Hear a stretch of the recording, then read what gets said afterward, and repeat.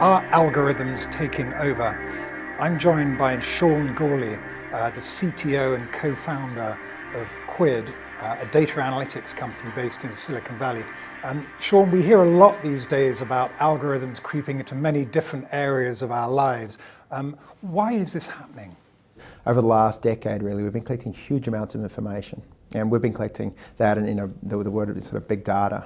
Big data by itself is kind of meaningless. Where it becomes interesting is when you start to do things with that information. And that's where algorithms start to play their part. They're the things that interpret the data and start to make decisions on top of it. I think the second reason that they exist is because the human mind is fundamentally a finite object. It has limitations. It has limitations in how fast it can process information. So what kind of things are algorithms starting to do then that are supplementing or even replacing human thought? Well, the entire majority of the trades in the financial markets, and particularly in equities, are done by machines, done by algorithms. Humans are not part of that game. They're certainly not the dominant part of that system.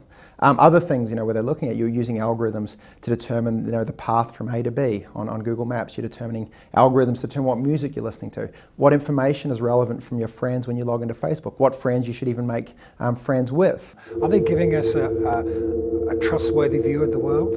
Well, I think there's a sort of an implicit bargain that's given with the likes of Google and Facebook is, I will give you my information, and you give me in return, some sort of experience that makes my life, a little better.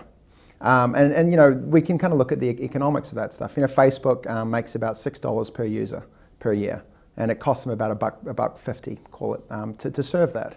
So they're getting about $1.50 of cost, and they're getting $6 of value. That algorithm predominantly treats you as a product. You are the product to be marketed against. How many people should feel afraid for their jobs here?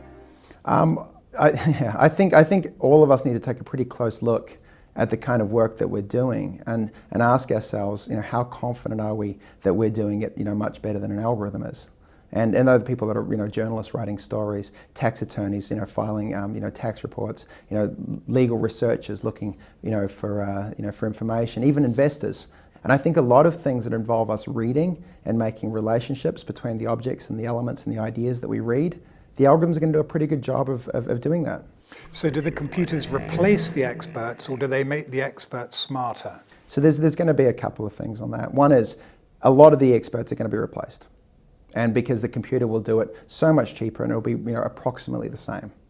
And that's the kind of stuff that we're going to see disrupting a lot of different vocations. So there is a future, but it's a limited one. For us as a kind of a culture, we've had this idea where there's one algorithm that we all have access to, and that's Google. That's going to quickly change with their algorithms that you can't afford, but I can afford. And by me affording them and driving them, I see further, I see deeper, I see more. And of course, we can kind of do the mathematics as to kind of what that's going to do for equality in society. Does that mean essentially that these things are hard to trust? This is a brave new world for us, and these algorithms are largely unregulated.